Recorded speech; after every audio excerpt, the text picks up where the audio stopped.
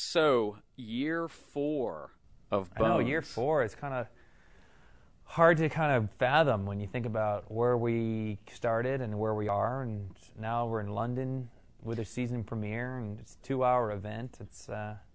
Had you been to London before? I have, yeah. I spent many times. I've had great times in London in the past, so I've been there before, but this is the first time actually working in London. So for me, as far as a working experience was concerned, shooting over there with the show was the first time, and I really loved it. So for fans of Bones, and we know there's tons of them, when they tune in Wednesday night and they see this 2-hour premiere from London, what do they expect? And you know what? I think first and foremost, what they're going to expect is they're going to really see their relationship take off even more so. When you take these two characters, Bones and Booth, and you put them in circumstances or environments that they're not comfortable in, it really adds to the flavor of the show and what the show really is all about. They drive these shows, and they drive the procedural rather than the other way around. And with us being in London, you have everything from Booth being annoyed with not getting a good cup of coffee. What is so hard about making a cup of black coffee?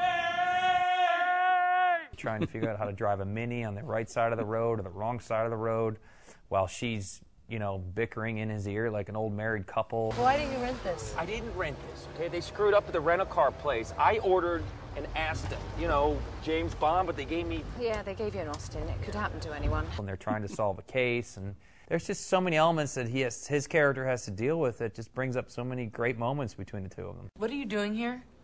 FBI, Special Agent Seeley Booth, Major Crime Investigation, D.C. Bones identifies bodies for us. Don't call me Bones. So beyond the premiere, what are some other things we can look for this season? I mean, I think we'll focus more and more on the relationship. My most meaningful relationships are with dead people. And we'll see the two of them do a little bit more traveling, and I know that they'll solve crimes as best as they possibly can with a lot of spice and a lot of conflict and a lot of tension. Why is everybody headbutting everybody around here? What's wrong with a good sock to the jaw? I thought it was a big risk that you guys took last year with having the character Dr. Addie kind of become the apprentice to the serial killer. I would imagine a lot of fans were like, "Oh my gosh, can we expect more of that?" Was that a huge risk? Well, you kind of have to take risks as a showrunner, as a writer. I think that what you have to do is when you get to a certain spot in a season on a television show like that, you have to, quote unquote, fortunately kill a main character or put a main character in a situation where they're not so readily available to the group and shift things up. There's still more surprises, it sounds There's like. more surprises to come. I think you have to shift things up to keep it interesting. Our best bet is still the stalker. You want to check him out? We can, what do you call it? Roost him? Roused. Roust. Well, the murderer snatched a bronze star from Cleo's neck, so... Well, I got 12 hours before this case is over, and I'm off it, so let's go roused. Come on. I think with each shift and change that you make, you're going to gain a new fan, or something new, or something that people are going to like. You have to be able to do that and be risky with it. I have to admit, that's pretty cool.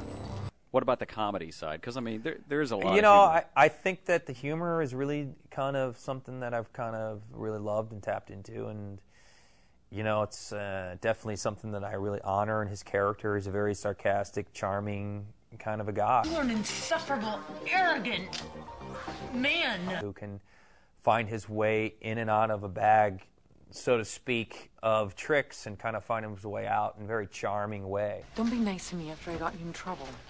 My heart was in the right place. No, I'm not a heart person. You're a heart person. I'm a brain person. You vouched for me. Forget it. No, I won't.